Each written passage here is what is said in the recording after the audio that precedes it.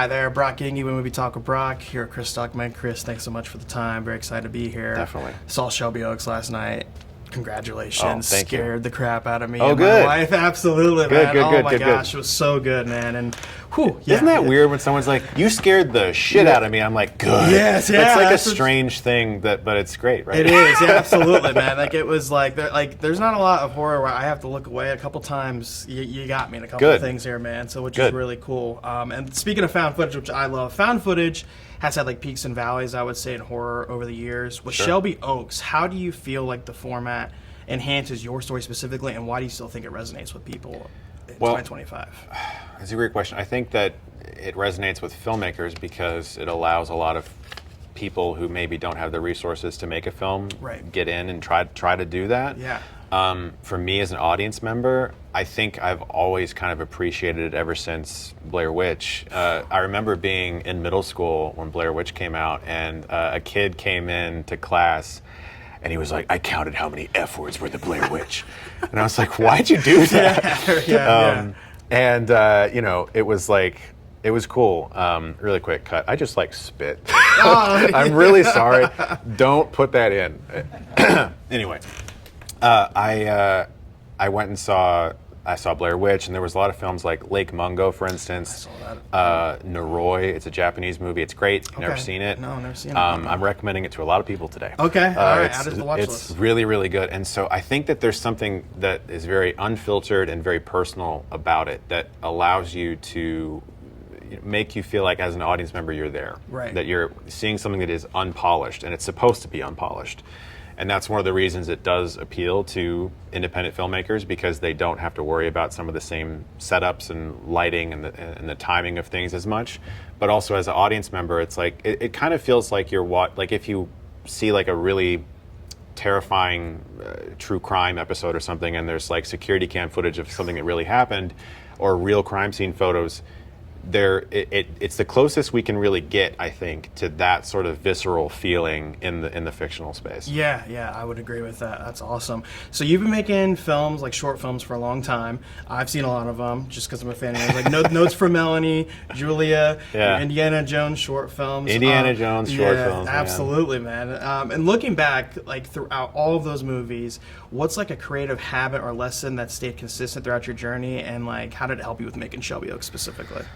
Oh man, I think the thing that really helped us, because this is an indie movie. Yeah. We shot it without a safety net. We didn't know if it'd get picked up. I assumed I would just put it on my YouTube channel. That's crazy. Wow. You know, we had about a year. I had about a year with our DP, Andrew Baird, who's amazing, who I can't wait to work with again, to just talk about it. Yeah. We drew every shot as a storyboard. We had blocking diagrams for every single scene drawn out before we shot it. We had like really kind of rudimentary drawings, but we also had some really detailed drawings and storyboards too, to just make sure that we really knew every day when we rolled camera exactly what we were doing. Yeah. There was no mystery. There was no, we'll figure it out on the day. We'll figure it out when we get there. We knew everything.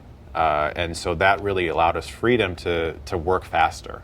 Which is something that I've just always done since I was a kid. Yeah. I always kind of like, I would listen to music scores. I would like put my Dollar Tree headphones on and and like listen to John Williams or whoever, and just Alan Silvestri, and then I would start to plan scenes around music. That's awesome. And that's kind of how I made a lot of my shorts as a kid, is I would visualize it all through music and then shoot it that way.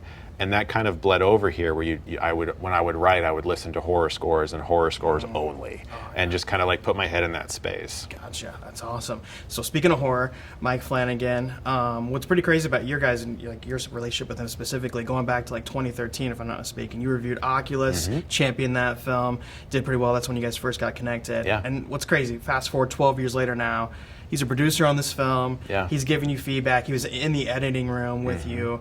What were some lessons or insights you took away from him that you applied to Shelby Oaks? Oh my God, so much. First off, I just want to say, they say don't meet your heroes. You can meet Mike Flanagan. I'm excited to do that one day. He's a really genuine human being and a good person and incredibly talented, very kind. He is nothing like most of the people in this industry. He's just such like a person. Do you know what I mean? Like he's just a person. Yeah. he provided so much insight. Like his involvement was mostly in post, where he would come in and sort of like give suggestions, and on the edit especially. He sat with me for a few days and really just went through the edit a lot, and kind of just gave me like ideas, and he never was like, you have to do this because whatever. He was just like, here's what I might suggest. And I think one of the biggest things I learned from him was something you hear a lot if you've ever looked into writing or directing movies, is to kill your darlings, which is like you're going to have things that you love that you shot that are very personal to you. Or maybe you know that it took forever to get this one shot, and there's no way you're cutting it because this took forever, and it's perfect, and we did it. And there were moments that we cut because he edits all of his stuff too.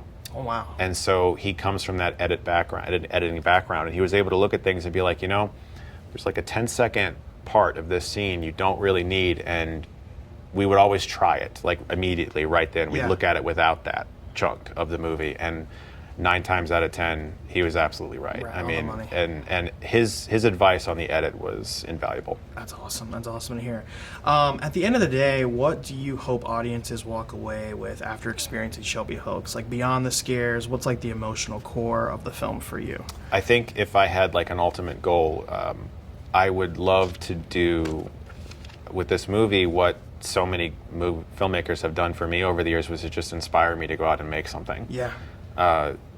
Watching other people's movies as a kid and realizing I wanted to do that, especially with like M. Night Shyamalan's films and like Spielberg and some of these great filmmakers, I would go to the theater and be like, okay, how do I do this? And then the hope is that a YouTuber from Ohio got to make a movie. That's and crazy. Somebody Being goes from and Ohio, exactly. Gosh, it's so cool. And somebody goes and sees like, okay, well if that guy did it, I think I can probably do it too. For sure. And just give them that extra push to go out there and try to make something. That's awesome, man.